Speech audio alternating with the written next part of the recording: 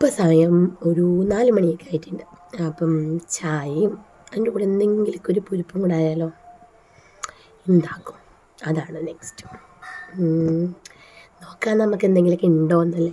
ഭയം അങ്ങനെ തപ്പി തപ്പി വന്നപ്പോൾ എന്തായിരിക്കുന്നു കൊട്ടയിൽ പഴം. അപ്പം നമ്മുടെ എന്താണ് വാഴയ്ക്കപ്പം, ഇവിടേക്ക് വാഴയ്ക്കപ്പം എന്നാണ് കേട്ടോ പറയുന്നത്, പഴംപൊരി. അപ്പോൾ അതിനെ നല്ല പഴുപ്പായിട്ടില്ല, എന്നാലും ഇപ്പോൾ ഈ പരുവത്തിൽ നല്ല ടേസ്റ്റാണ് കേട്ടോ. പക്ഷേ എനിക്ക് കുറച്ചും കൂടെയൊക്കെ പഴുക്കുന്നതാണ് ഇഷ്ടമേ. അങ്ങനെ അതിനുള്ള ബാറ്ററൊക്കെ റെഡിയാക്കി വെച്ചിട്ടുണ്ട്. ഇതിനകത്ത് മൈദാമാവ്, പിന്നെ മഞ്ഞൾ കളറിന് വേണ്ടിയിട്ട്, പിന്നെ ശകല അരിപ്പൊടി കേട്ടോ. അതൊക്കെ ഉറുമ്പല്ല, കരിഞ്ചീരകമാണ്. 2 കരിഞ്ചീരകം ഇട്ടിട്ടുണ്ടായിരുന്നു. തൊണ്ടവേദനയൊക്കെ അല്ലേ കരിഞ്ചീരകം, ഹെൽത്തിന് നല്ലതാണല്ലോ. അങ്ങനെ പഴംപൊരിയൊക്കെ ആക്കാനായിട്ട് പഴം എടുത്ത് അതിനെ സ്ലൈസ് ചെയ്തിട്ട് മാവിലേക്ക് മുക്കി നേരെ എണ്ണയിലേക്ക് ഇടുക. So simple.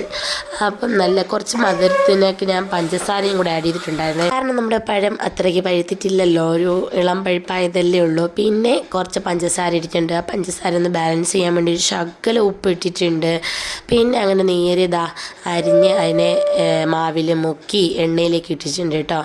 അപ്പോൾ 2-3 ഒത്തിടാനുള്ള സ്പേസൊക്കെ ഉണ്ട്. ഇല്ലെങ്കിൽ നമ്മൾ ഉണ്ടാക്കും. ഓരോന്ന് പിടിച്ചെടുക്കാനുള്ള എണ്ണ അതിൻ്റെ അകത്ത് ഇല്ലല്ലോ. അപ്പോൾ നമ്മുടെയൊക്കെ വീട്ടിലെ കാര്യം എല്ലാവർക്കും അറിയാമല്ലോ. എല്ലാവരും വീട്ടിലും ഈ സമയത്തൊക്കെ വെളിച്ചെണ്ണയ്ക്ക് എന്താ റേറ്റല്ലേ. വെളിച്ചെണ്ണയിൽ പൊരിച്ചെടുക്കുന്നതിൻ്റെ ടേസ്റ്റ് വേറെ തന്നെയാണ് കേട്ടോ. അപ്പം നമ്മുടെ പഴംപൊരി നല്ല സെറ്റായിട്ട് വന്നിട്ടുണ്ട് കേട്ടോ. വെളിയിൽ നല്ല ക്രിസ്പിയും ഉള്ളിൽ നല്ല സോഫ്റ്റായിട്ട് ഇട്ടിട്ടുണ്ട്. പക്ഷേ ഒരു മഴയും കൂടെ ഉണ്ടായിരുന്നെങ്കിൽ സെറ്റായിരുന്നു. മഴ പ്ലസ് കട്ടൻ ചായ പ്ലസ് പഴംപൊരി നല്ല ടേസ്റ്റ് ആയിരുന്നു കേട്ടോ. ഈ കൊട്ട വെയിലത്ത് എന്തായാലും മഴയെ പ്രതീക്ഷിക്കേണ്ട.